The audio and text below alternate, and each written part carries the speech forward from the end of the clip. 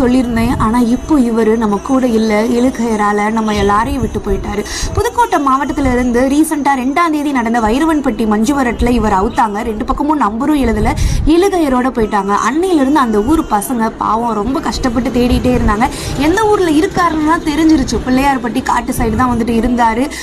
ஃபுல்லாக வந்துட்டு தேடி இருக்காங்க. நைட்டு மட்டும் அவரை வந்துட்டு பார்க்க முடியுது. காலையில் கிட்ட போனாவே ரொம்ப தூரம் போயிருந்தாங்க. அந்த ஊர் பசங்க அவங்க ஊரில் திருவிழாவையும் வச்சுக்கிட்டு ஊருக்கு போகாமல் கிட்டத்தட்ட 10 நாளாக அந்த காட்டில் தேடிக்கிட்டு அங்கேயே தங்கிக்கிட்டு இருந்தாங்க. ஒரு தடவை அந்த காளையை அந்த பக்கத்தில் போய் அந்த கயரெல்லாம் வந்துட்டு அவுக்கலான்னு ட்ரை பண்ணுறாங்க. அந்த காலை வந்துட்டு அந்த ஒரு பையனை வந்துட்டு ரொம்ப கிழிச்சிட்டு மறுபடியும் வந்துட்டு போயிட்டாரு.